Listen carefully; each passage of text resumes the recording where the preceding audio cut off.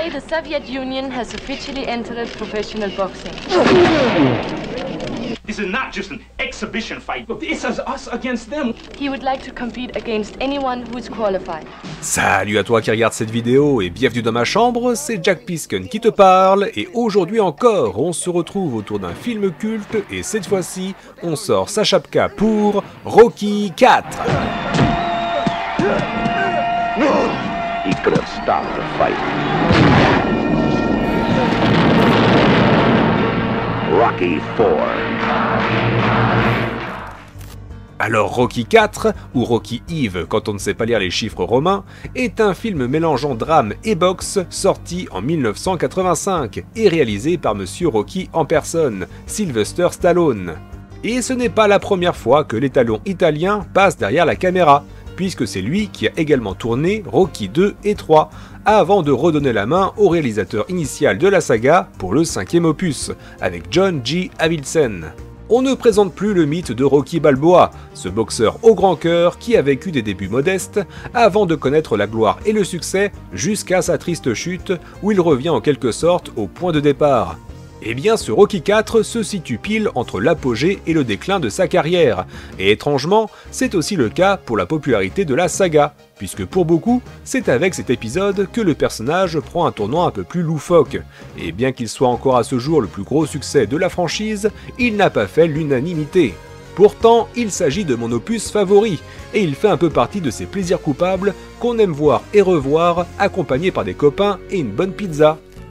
Ça commence avec un flashback du film précédent, où Rocky affrontait Clubber Lang, et j'espère que vous aimez les montages, parce qu'il y en aura pas mal. Arrive Apollo Creed, l'ami et rival de Rocky, qui demande une petite revanche lors d'un match amical, n'ayant pas vraiment digéré sa défaite contre le champion. Le fameux champion qui rentre à sa villa, retrouver sa femme Adriane, son fils et Paulie, dont c'est l'anniversaire, et Rocky lui offre un cadeau très original, un robot parlant.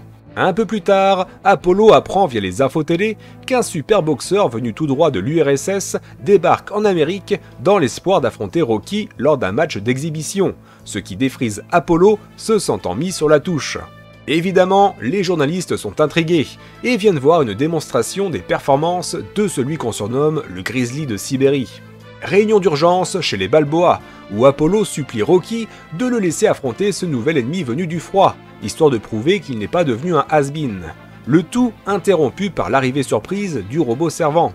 Les deux compères se retrouvent pour regarder leur ancien match, mais Apollo va être piqué au vif quand Rocky fait remarquer que tout ça n'a pas vraiment de sens, et qu'il voit bien que l'ancien champion passe par une crise d'ego. Rocky accepte alors qu'Apollo le remplace pour le match d'exhibition. Durant la conférence de presse, le côté américain se montre très arrogant et provocateur, tandis que les Russes se la jouent sur deux, persuadés d'avoir une véritable machine à tuer en la personne de Ivan Drago. Arrive le jour du match à Las Vegas, et là, c'est spectacle son et lumière avec une mise en scène exubérante de la part d'Apollo, qui débarque en mode 100% américain, accompagné par un James Brown déchaîné, histoire d'humilier le boxeur russe. Le gong retentit et très vite, l'assurance d'Apollo vole en éclats, en même temps que sa mâchoire, puisqu'il se fait très largement dominer par la puissance rouge. C'est un massacre total et Rocky est à deux doigts de jeter l'éponge qui mettrait fin à cette boucherie. Mais hélas, un dernier coup fatal jouera ce triste rôle, et Apollo s'effondre sur le tapis. Rocky va alors le recueillir dans ses bras, sous le regard froid et impassible de Drago, jurant de l'affronter en Russie et de venger son ami tombé au combat. Ce Rocky 4 démarre fort avec une question intéressante. Qu'arrive-t-il aux anciens champions? Et surtout, quel avenir pour eux quand la gloire s'amenuise? Et ça aurait pu être un excellent sujet si tout ça n'était pas qu'un simple prétexte pour que Rocky parte péter la gueule à un faux russe et répandre un peu de démocratie à l'américaine. Parce que le plus gros défaut de ce film, et ce que les gens lui reprochent, c'est sa faiblesse d'écriture, avec une histoire manichéenne et des clichés à foison, et ce, même pour 1985. Car au final, il s'agit d'une œuvre peu subtile qui combine dialogue simpliste et mise en scène caricaturale. Vous avez bien entendu le coup des gentils américains, défenseurs de la liberté, face aux méchants russes froids et calculateurs, à l'accent proche de la parodie. Mais même dans sa narration, c'est très téléphoné. Je pense notamment au passage où Adrian refuse de suivre Rocky dans son délire de vengeance, avant de changer d'avis en le rejoignant en URSS lors de son entraînement, dans une décision qui ne surprendra personne. Et pourtant, tout ça est balayé d'un crochet du doigt grâce au facteur cool. Rocky IV est peut-être aussi subtil qu'un ours dans un magasin de porcelaine, mais c'est tellement exagéré et jouissif que ça en devient génial. Oui, l'Ouest contre l'Est, ça a déjà été traité avant. Et oui, on connaît la formule bien rodée des Rocky, avec ses montages musicaux qui donneraient la pêche à n'importe quel comateux. Mais c'est bel et bien ça qui a fait le succès de ce 4e épisode. C'est con, mais c'est bon. C'est couillon, mais c'est couillu.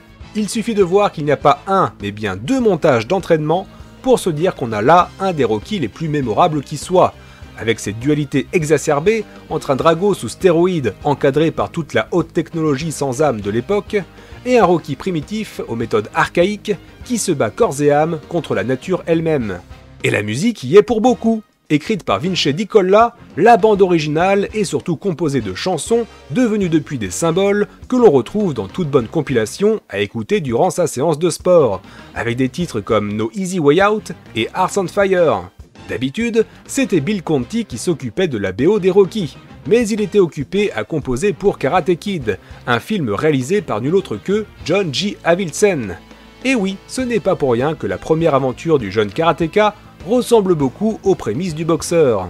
Et même si la mise en scène est très tape à l'œil, elle n'en reste pas moins efficace. Certes, le coup du robot, ça en a dégoûté plus d'un, mais il sert surtout à mettre en avant le fait que Rocky s'est assagi avec les victoires et ne semble plus aussi assoiffé de réussite comme avant. Et la leçon de morale d'Apollo ainsi que son décès le poussent à retrouver son esprit de guerrier, en s'isolant dans un chalet modeste et à s'entraîner à l'ancienne, loin de tout confort. Et quoi qu'on en dise, c'est aussi une manière de montrer l'extravagance de certaines stars de l'époque. C'est pas plus idiot d'avoir un robot de compagnie que de posséder des tigres dans son jardin, comme le fera Mike Tyson en 1992. Niveau VF, là aussi, c'est du top niveau, avec Alain Dorval derrière Rocky, toujours aussi efficace. Non, des grenouilles, j'en ai jamais bouffé, j'en ai vu dans une mare un jour, mais ça j'y toucherai pas pour un empire. Jacques Frantz double les 3 dialogues et demi de Drago. Terrifiant. Je vais te briser. Dire quelque chose. Sadi Rebo remplace dans cet épisode Med Hondo dans le rôle d'Apollo, et Béatrice Delph, quant à elle, s'occupe de donner une voix française à Adrian. Je suis avec toi. Ça passe ou ça casse. Ça passe ou ça casse. Les dialogues sont minimalistes et souvent maladroits, mais c'est justement ça qui donne du charme à la saga, avec quelquefois des petites pépites, comme le discours moralisateur de Rocky, qui à lui seul réussit à mettre fin à la guerre froide. C'est que si moi j'ai changé, que vous avez changé, tout le monde peut arriver à changer. Et que dire des physiques des 3 combattants, devenus presque des bêtes de foire.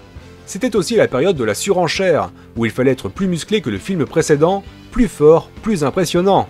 Et le nouveau venu Dolph Lundgren est parfait dans ce rôle, même si originaire de Suède et non de Russie.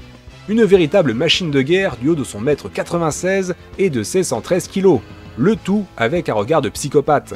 Et fait amusant, en plus d'être un champion de karaté dans la vraie vie, il possède aussi une maîtrise en génie chimique, et serait doté d'un QI avoisinant les 160. Bref, le gendre idéal. Et c'est un peu le ressenti que l'on a en matant ce Rocky IV. Ça cherche à aller toujours plus loin, quitte à tomber dans l'excès.